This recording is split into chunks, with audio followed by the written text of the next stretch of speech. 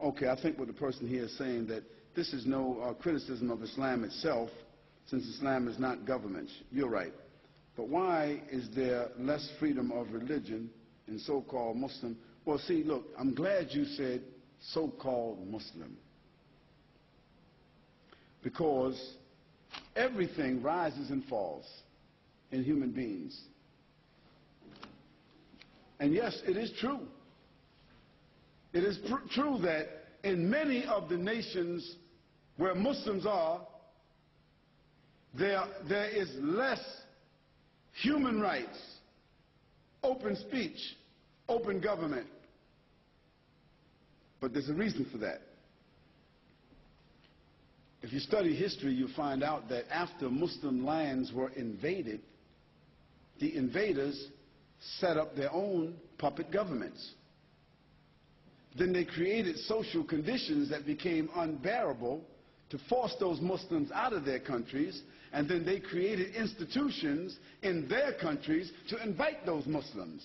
And so the Muslims came into the Western countries to benefit from the institutions and to run away from the tyrants that were created by those who invaded their countries. Now, you got to really follow the history to understand it now. So because there seems to be what you call, or what is called, democracy or hypocrisy, whatever you want to call it, because there appears to be freedom of this and freedom of that, I want you to examine something else. What countries have the highest rate of prostitution in the world? The Muslim countries or the Western countries? What countries have the highest rate of drug addiction, alcohol addiction, and deaths that result from the two? The Muslim countries or the Western countries? What countries have the highest rate of suicide? The Muslim countries or the Western countries? What countries have the highest level of child molestation and pedophilia? The Muslim countries or the Western countries?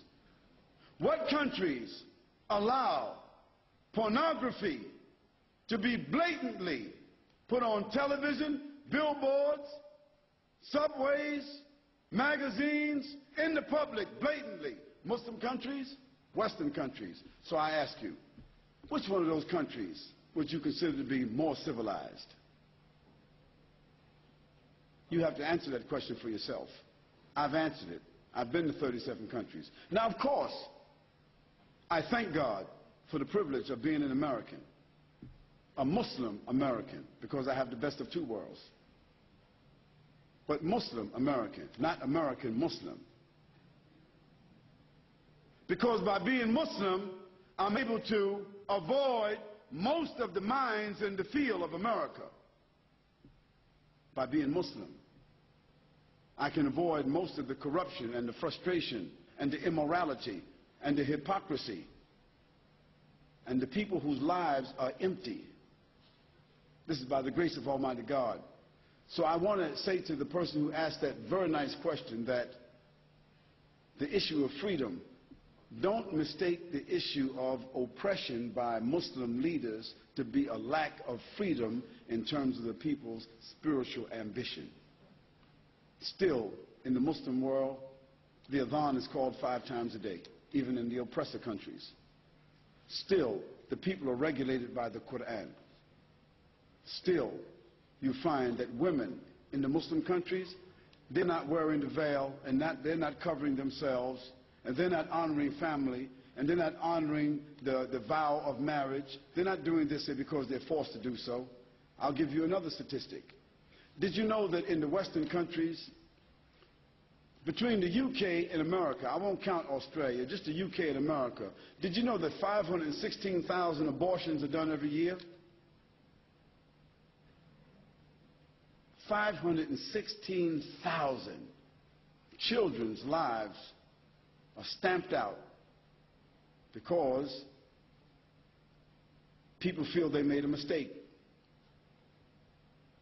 And it's been approved by the government. That doesn't happen in a Muslim country. Family, family, the word family is still a treasured word in the Muslim countries. Family has become a very abstract terminology in the West. And even male and female has become abstract in the West. Did you know that in the Western countries, 2 women can get married and adopt children? And did you know that in the Western countries, 2 men can get married and adopt children? That doesn't happen in Islam. Now, we won't go into the whole issue, the morality of whether somebody was born with that disposition and whether they got the individual right, so forth and so on, but animals don't do that. Christian, there appears to be difference in interpretation of Islam in many countries. Why is this? There's a confusion among Muslims about many things, because some Muslims are knowledgeable, some Muslims are regulated, some Muslims are honest, some Muslims are decent, some Muslims are God-fearing, and some Muslims are confused, like some Christians are confused. So Muslims are just human beings. But there's no difference among Muslims about the Quran. No Muslims in the world. All Muslims know the Quran. If I arbitrarily pick this Muslim, who I never met before I came to Australia, and I picked another Muslim who I never met from Indonesia, and I picked another Muslim who was from Arabia, and another Muslim from Africa, and another Muslim from Germany, and asked all of them to stand up, and I said, let us all recite from Surah Amma Yatasa'alun. I'll guarantee you, all of us would begin reciting until the end of that particular surah exactly the same, and we didn't know each other. But the Christians couldn't stand up and do that arbitrarily. You want to make that test? We can make the test.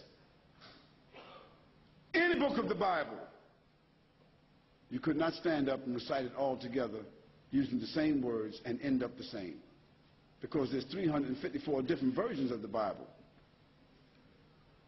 And all the different denominations themselves don't agree the amount of verses or the amount of chapters or where they came from. I want to know that if God had the power to keep the Quran in its original form, why wasn't God able to save the other holy scriptures? It wasn't intended. And I'm not God, so that's not a question for me. The point is that God sent a messenger, and God sent a revelation, and God sent a legislation that was to clarify and to be the finality of all the prophets, all the revelations, and all the laws and legal edits that were sent. So if you follow the Quran, you're following all the previous revelations. If you follow Muhammad, peace and blessing be upon him, you're following all the prophets. And if you follow Islam, you're following the deen, or the system of life that's been ordered by God to all the prophets. Why is there a need to preserve it in the beginning if it was only to a group of people when he sent it in the end for the entire world?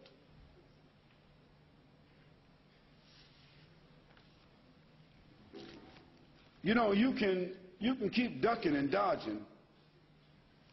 You can still keep trying to find some kind of fault. You can still keep trying to find and see if you can find some reason. But the Quran is clear. It needs no defense. The life of the Prophet, peace and blessing be upon him, is profound, like the sun in the sky. It needs no defense. Islam as a system of life needs no defense. I only say to you, stop asking all these questions and simply take the test, like they say. Take the Pepsi challenge. Read the Quran with an open heart. Read about the life of the Prophet, peace and blessing be upon him, with an open heart and an open mind. Then after that, examine the system of Islam with an open heart. Whether you're a lawyer, a doctor, an architect, whether you're poor, you're rich, you're whatever it is, I guarantee you, your life will never be the same.